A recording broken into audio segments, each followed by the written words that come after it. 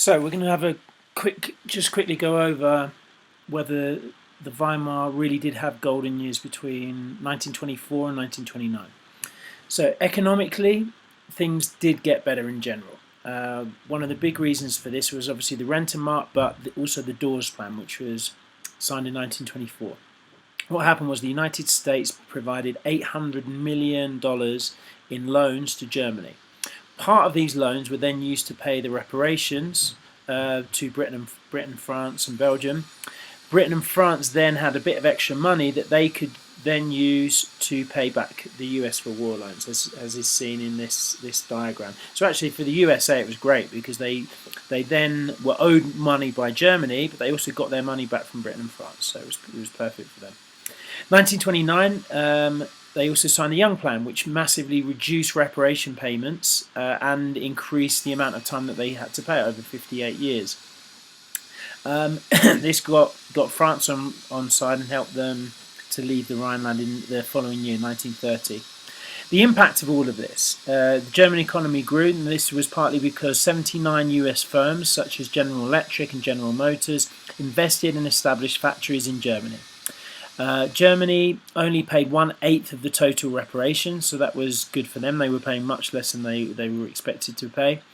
Overall, they had more investment than they were paying out in reparations, as is shown here. 1924 to 1931, 18 billion marks in investment, whereas only paying out 11 billion in reparations. 1927, production levels reached the pre-war 1913 level, so it got back to how it was before by 1927. Just between 1925 and 1929, exports rose 40%, so this is all evidence of things going well. However, Germany relies on foreign investment rather than domestic investments. This is a bit of a problem.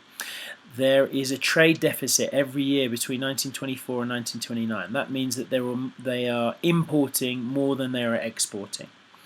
Stresemann, this is a really famous phrase that you should use in an essay. Germany is dancing on a volcano. So the most famous politician at the time, he says, if the short-term credits are called in, a large section of our economy would collapse. So he realizes that the German economy is run on foreign investment. 1929, government debt rose by 26% of GDP, so the government is spending a lot more than it should. 1928, there's a massive fall in agricultural prices, resulting in 1/3 of farmers reporting a loss, LOSS. The farmers never did well actually in the 1920s. Unemployment always stayed at over 1 million and steadily rose from 1928, so that's even before the Wall Street crash and the Great Depression. So there were always issues there, even if on the whole economically things were getting better. Political issues. The population generally supported more pro-Weimar parties. In 1924, there was already a majority of 52%. So remember, that's just after the hyperinflation. However, by 1928, 73% of votes went to pro-Weimar parties. There were still little elements of it, protests against it. For example, the communists, the KPD, received 10% of all the votes, and the Nazi party started making gains in the rural north, whereas generally the Nazis were seen as a southern Bavarian party. Proportional representation meant that there were 6 different Weimar governments as a result of proportional representation. No chancellor was able to hold a government together for more than 2 years, and as you can see, there was one, Gustav Stresemann, only 109 days. So that kind of shows something. 1925, election of the conservative Hindenburg as president. What does this show? It's a bit of both again. Election shows conservatives begin to support the Republic, so that can be seen as a good thing. However, Hindenburg did nothing. Hindenburg did nothing unconstitutional, so he never went against democracy, and he abided by his oath to uphold the Constitution. The only extremist candidate was Thiemann of the KPD, the communists, and he only got 2 million votes, whereas the a little bit more pro-Weimar candidates got 28 million votes. However, there are issues with this. The Ersatz-Kaiser, substitute Kaiser, many on the right voted for Hindenburg in the hopes of him establishing a more authoritarian state. In fact, Hindenburg even had to ask the Kaiser's son if the Kaiser would allow him to become president, which doesn't sound very democratic. The historian Nichols has a bit of evidence for both. He says Hindenburg refused to betray the Republic, which was a disappointment for the right. However, but he did not rally people to its banner, so he didn't really support democracy either. There's Hindenburg. Social issues. There was the rise of the new women, so there was a lot of more freedoms in the 1920s. Women began to have short hair, smoke, wore more modern American-style dresses, and pushed for sexual liberation. Evidence of this is that a law came in on combating venereal disease. Why would you need a law unless there was a problem with it? So they started permitting the display of contraceptives and led to 1,300 condom machines by 1932. There's also a fall in the birth rate due to contraception and other reasons as well. Divorce increased, doesn't look like much, but that's still an increase from 0.3% to 0.6%. It's doubled.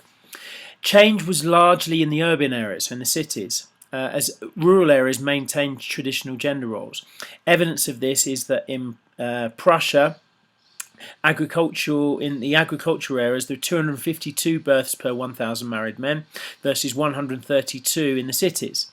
1925, 39% of women were married, whereas 35% were married in 1910. So again, there's actually an increase compared to the pre-war years.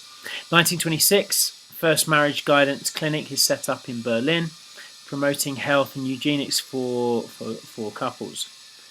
The arts. So there's a big spread of the arts. Berlin had 40 theatres, 120 newspapers and magazines, and there were 500 cinemas in Germany. Berlin is famous or notorious for its nightclubs, naked dancing, and open homosexuality. I think we've got kind of some images here. The impact, 1926, law to protect youth from pulp fiction and pornography, showing that why would you create a law unless there was a problem with it? 1929, the government's cut public spending on avant-garde production, so that's the new kind of arts and cinema. Historian Pulitzer says the predominant cry was in favour of a conservative revolution. So in other words, yes, there is a new freedoms and things like that, but most people are against it. They don't like it. So there was a lot of kind of built-up anger even before the Nazis come along against this new society. Foreign policy. We need to mention this because this is one of the big areas of strength for the Weimar Republic. It doesn't really come in with the domestic stuff, but you can just kind of mention it to support how the Weimar was fairly successful. So Stresemann, he recognised the German army had lost and was not stabbed in the back. So because of this, he says, well, we need to accept the Treaty of Versailles, but also try and wiggle out of it as well. So try and revise it. How would he do this? By going along with the reparations and things like that. One of the big issues was the Locarno Pact. So what the Locarno Pact did in 1925, it accepts Germany's western borders with France and Belgium. So this is a huge success, and what it does, it gets France on their side and also the other western powers. It's also supported by England and Italy. And they promised to permanently demilitarize the Rhineland. The problem is that in the east, they don't accept their borders in the east, which is very worrying for Eastern European countries. And even worse for the Eastern European countries, because France is quite happy with this settlement, France becomes less likely to ally with these Eastern European countries. In 1926, Germany joins the League of Nations, showing that they're back in the international community. Germany, along with 50-odd countries, then signed the Kellogg-Briand Pact in 1928, where countries promised not to use war as part of their foreign policy. And in 1929, Rhineland is evacuated by the West. In 1930, the final French troops left, and reparations are reduced. So Stresemann, even though he's mainly foreign secretary, is he a success during these years or not? Kolb says he's astonishingly successful, and Wright says he's Weimar's greatest statesman, and you can see lots of reasons for that.